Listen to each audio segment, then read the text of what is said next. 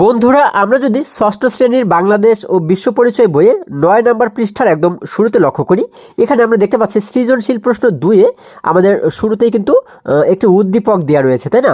উদ্দীপকে আমরা দুটি ঘটনা দেখতে পাচ্ছি।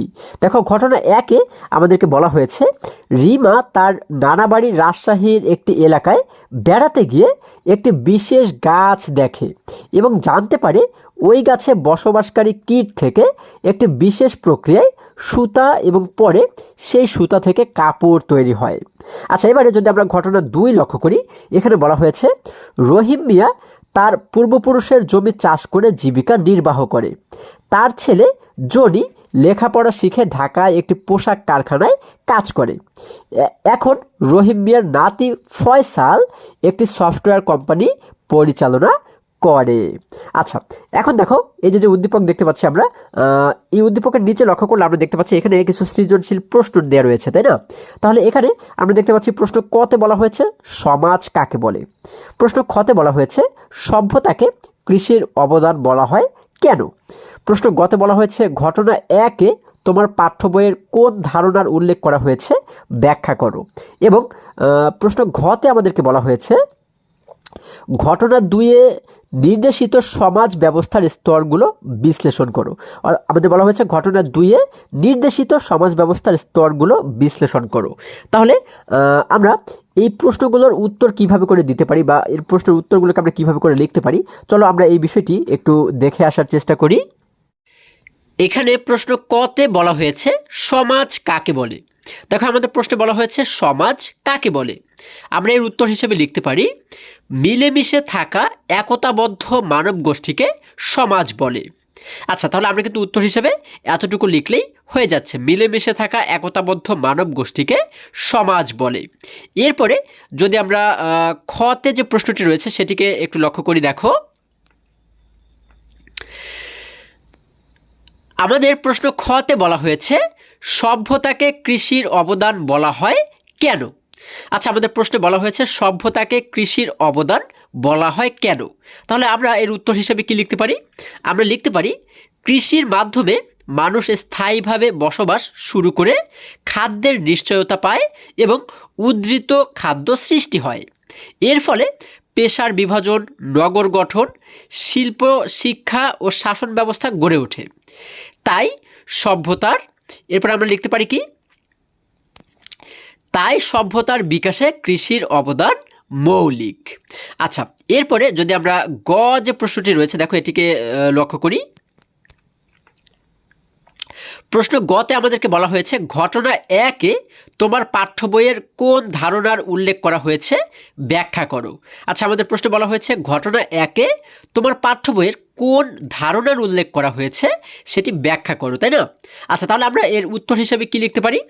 আমরা কিন্তু এর উত্তর হিসেবে লিখতে পারি ঘটনা ১-এ আমার পাঠ্য বইয়ের রেশম শিল্প বা আদি ঐতিহ্যের ধারণার উল্লেখ করা হয়েছে।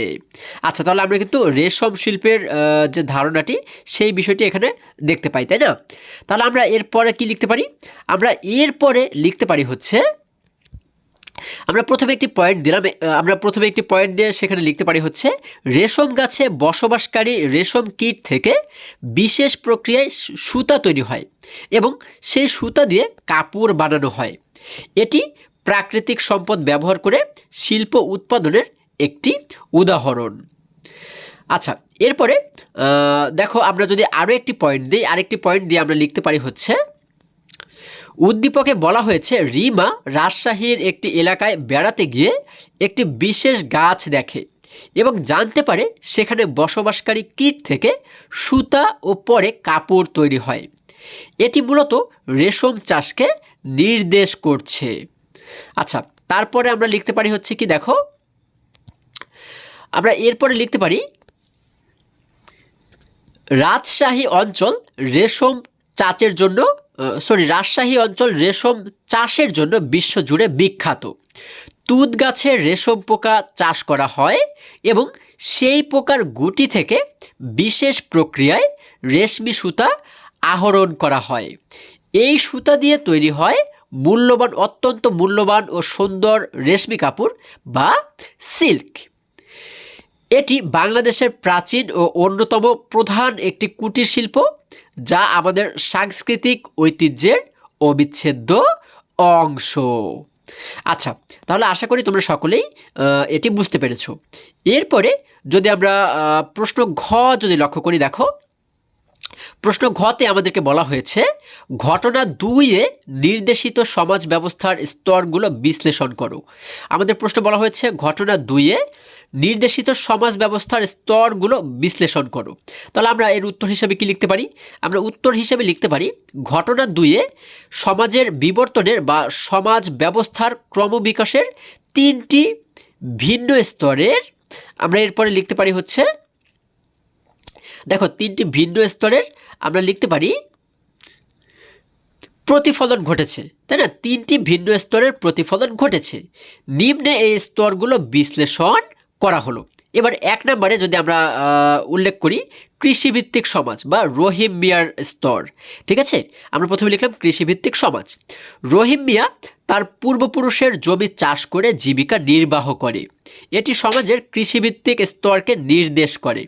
এই স্তরে মানুষের প্রধান পরিচয় ছিল কৃষক এবং আয়ের মূল উৎস ছিল জমি ও কৃষি উৎপাদন।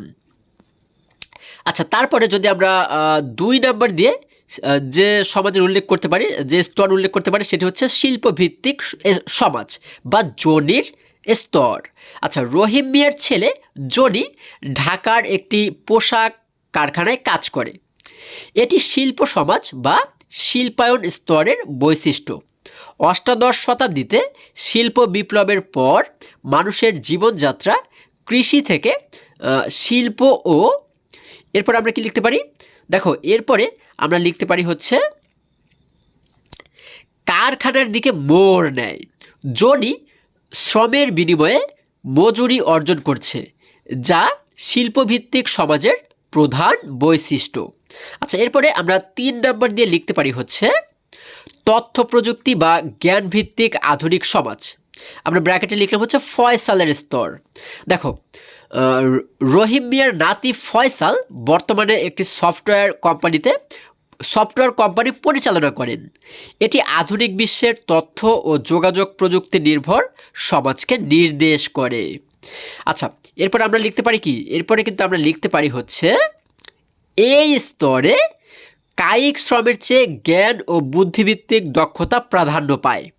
কম্পিউটার, ইন্টারনেট ও সফটওয়্যারের ব্যবহারের মাধ্যমে বিশ্ব অর্থনীতি এখন পরিচালিত হচ্ছে, যা ফয়সালের কাজের মধ্য দিয়ে ফুটে উঠেছে। আচ্ছা, তারপর আমরা লিখতে পারি হচ্ছে সুতরাং বলা যায় ঘটনা 2-এ রহিম মিয়া থেকে ফয়সাল পর্যন্ত বংশ পরম্পরায় সমাজ ব্যবস্থার যে পরিবর্তন দেখানো হয়েছে তা মূলত সনাতন কৃষি সমাজ থেকে আধুনিক তথ্য প্রযুক্তি নির্ভর সমাজে উত্তরণের একটি সার্থক চিত্র। তাহলে আমরা কিন্তু এইভাবে করে প্রত্যেকটি প্রশ্নের উত্তর দিতে পারি। আশা করি আজকের প্রত্যেকটি সৃজনশীল প্রশ্নের উত্তর তোমরা খুবই সহজে এবং খুবই সুন্দরভাবে বুঝতে পেরেছো। বন্ধুরা, আজকে আমাদের এই পর্যন্তই। আবারও দেখা হবে পরবর্তী ভিডিওতে। আর হ্যাঁ, তোমরা যদি আমার চ্যানেলে নতুন হয়ে থাকো তাহলে এখনই চ্যানেলটি সাবস্ক্রাইব করে পাশে থাকো, যেন আমার যে কোনো ভিডিও আপলোড করার সাথে সাথে খুব সহজেই তোমরা সেটি পেতে পারো।